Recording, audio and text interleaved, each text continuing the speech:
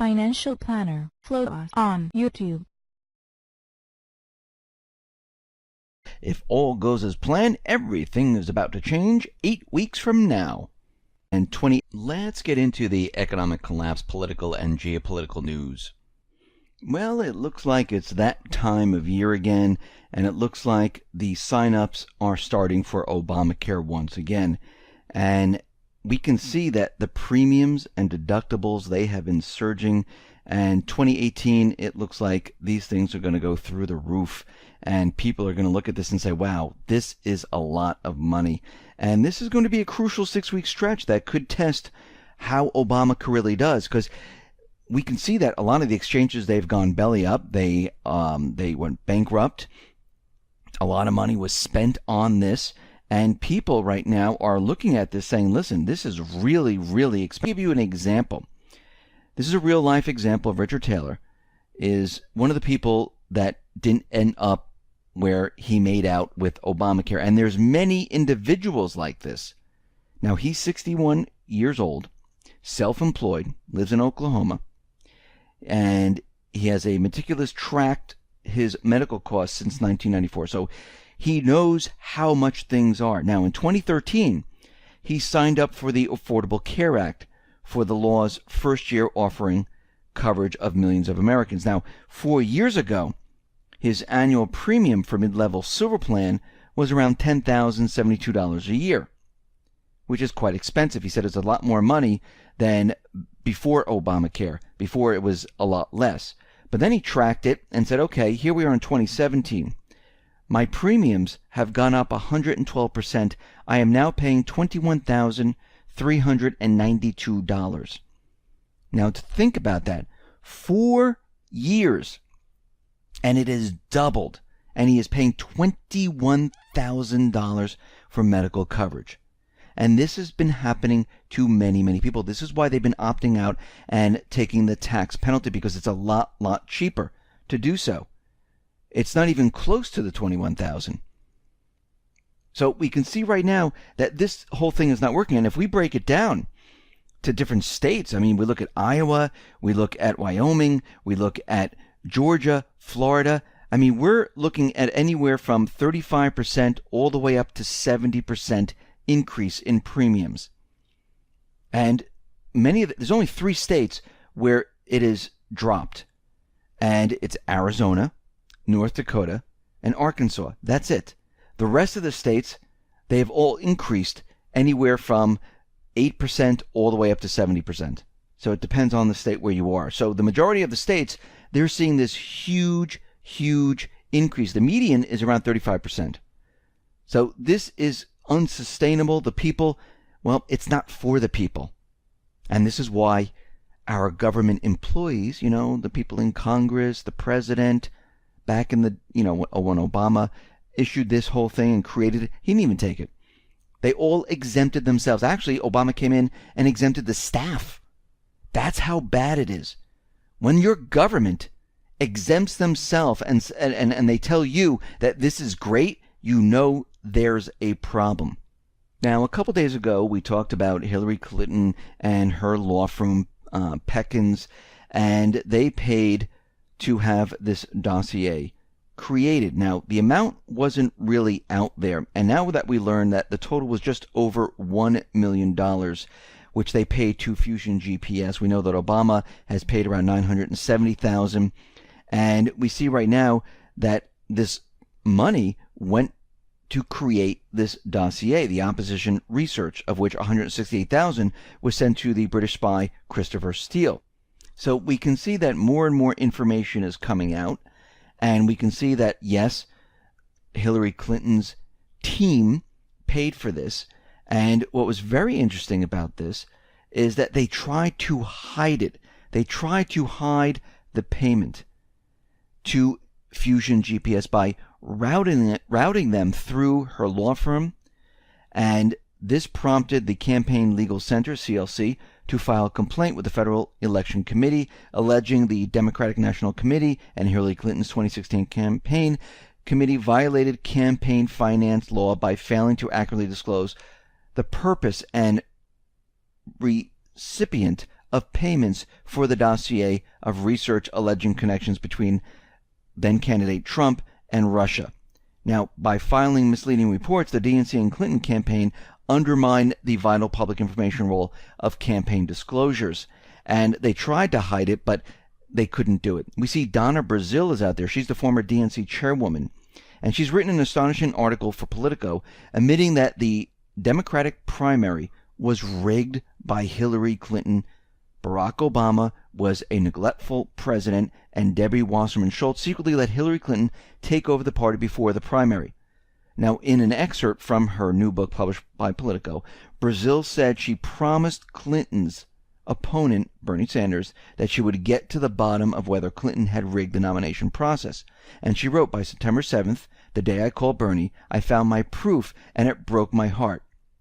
Brill describes a fundraising agreement between the Hillary Victory Fund, Hillary for America, and the DNC that stipulated that Hillary would control the party's finances, strategy, and all money raised in exchange for Clinton raising money and investing in the cash-strapped DNC. It was signed long before Clinton became the nominee, setting in motion the illegal rigging of the primary for Clinton. And this is why Bernie Sanders never had a chance. And if you notice, a lot of this information is coming out, and more of it will continue to come out, because we can see that these people are getting very nervous because things are closing in on them. And as they close in on them even further, a lot of people are going to start squealing, and they're going to start talking about all the things that have been happening. So this is what we're watching right now. We're watching the Cabal completely implode on itself. We see out in Spain, well, Spain is ordering the jailing of the Catalan leaders, the president, the parliament, and it looks like they have a European arrest warrant for these individuals. And these are the individuals that were trying to push the independence referendum. And it looks like this is being stopped, and these people might go to prison right now, which is ridiculous, because if the people want independence, guess what? They have every right to do this. I mean, think about it. The U.S., the Cabal, has been pushing this idea in Ukraine, in Syria, in Somalia, in Iraq, in all these different places. But when they don't want it in a certain area where it's going to disrupt everything and it doesn't really benefit them, guess what? They back off. We see that South Korea is reporting, and this is coming from the news agency, and we have to remember that a lot of these news agencies, well, they're part of the Cabal. They're pushing the story that North Korea is getting ready for another missile test, and they're making it a very big deal. And maybe they are getting ready for another missile test, but every country has the right to test their missile systems. This is not a crime. This isn't something that other countries don't do, but they're really playing this up to convince us that they're, up to no good. We see right now, and we've been talking about this for quite a while, that the U.S. is quietly pursuing direct diplomacy with North Korea. They've taken it to the next level.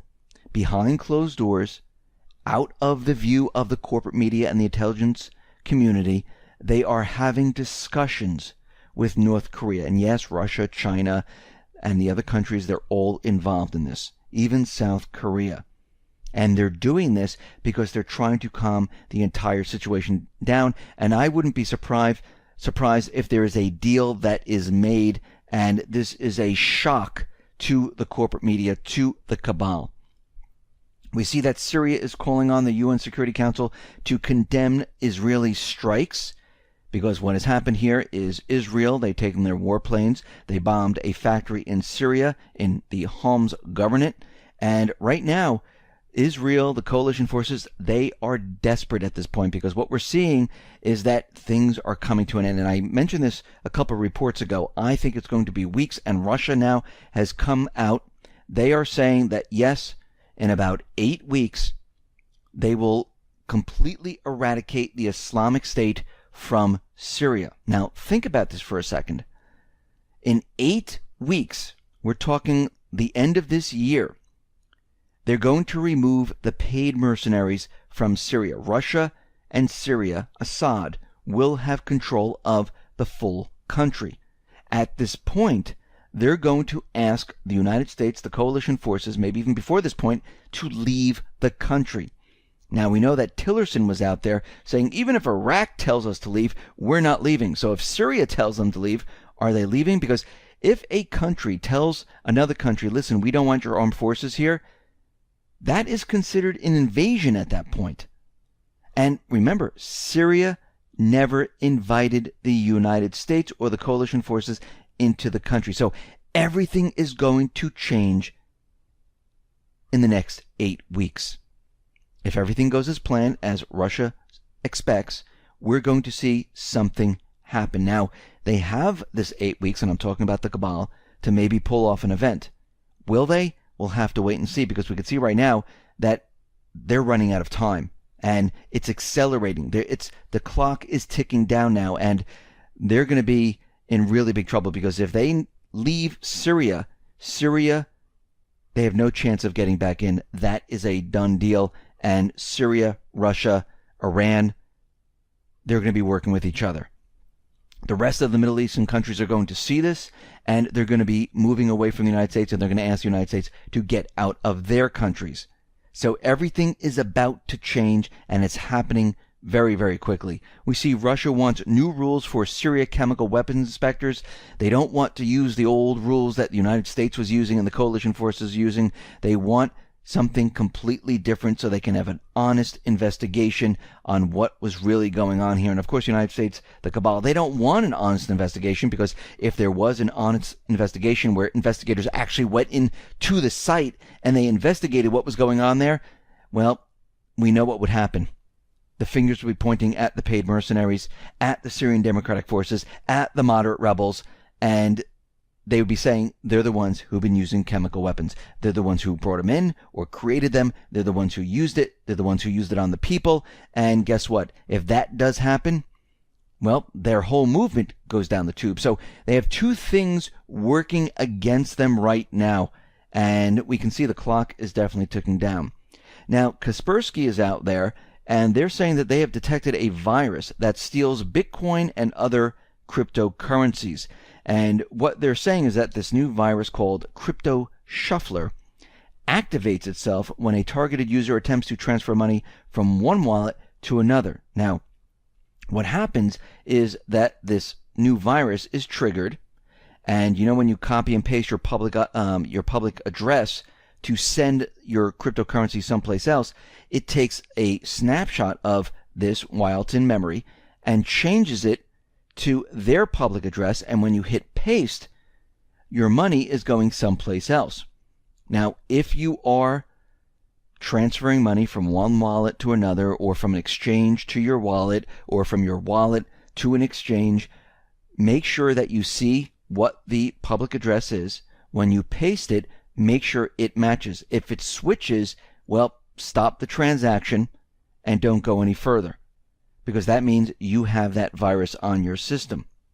And this is going to be a problem, because it's going to be impossible to get that money back. And it's almost like if you had a bank account and you were doing banking online, and the computer took a snapshot of your bank account, and you were giving someone your account number to send a wire or something, and it switched it to someone else's. It's the same exact thing. So this just doesn't affect cryptocurrency. This could be used for anything. So I would be very, very careful when you're sending money on your system.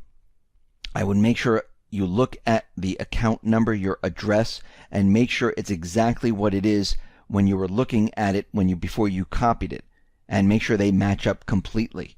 And if they do, then it's okay to send the funds. And we can see right now that the establishment, the Cabal, they're out there, and they're trying to slow everyone using cryptocurrency. Because think about what's happening here. First, we had the ransom of WannaCry and many other type of malwares where they're saying and they're demanding Bitcoin as ransom, or they lock up your computer, it's encrypted. So they try to make the cryptocurrency, they try to make it look evil, like, oh, this is what other people use, and this is why we can't, this is why you shouldn't use it. they're out there reporting that there's this virus. And we know that most of these viruses, they're created by the CIA, the intelligence offices, MI5, or many other intelligent organizations. And they've done this on purpose, again, to scare the people, to redirect the people into doing something else. And it looks like this is what they're doing it right now. Because remember, everything that they're doing is trying to save their system. Everything that you see out there, it's them pushing their agenda. And you could see that they're running out of gas. They have nothing left to push. And people are just shrugging it off now, saying, yeah, it's not that big of a deal. And this is why, as people keep shrugging it off and saying, okay, it's not that big of a deal, they're going to push the bigger event. Because we can see right now, they're going to have no choice. And there's going to be a time, it's either they do it or don't do it. And if that window closes and they don't push the event, well, guess what? The cabal implodes. And they have no power. And we can see that time is definitely coming. It's accelerating, and we need to look at what's going on in the Middle East. We need to keep looking at the economy, because everything is starting to surround them. It's squeezing them. People are now speaking. We see out of Hollywood, all this information's coming out. We can see that the information is coming out of the Podesta Group, Clinton's, the dossier, and Donna Brazile's out there looking into what is really happening. And we can see that all of this is starting to happen. And these different people, they're starting to, speak up, and because they don't want to go down with this ship. And this is why they're going to squeal. This is why you're going to see more information come out, because you know what happens when there's a lot of pressure, when you're no longer in control. You want to save your own skin. This is what we're seeing. This is what's happening right now. This is what we are seeing. So we're going to see a lot more of this.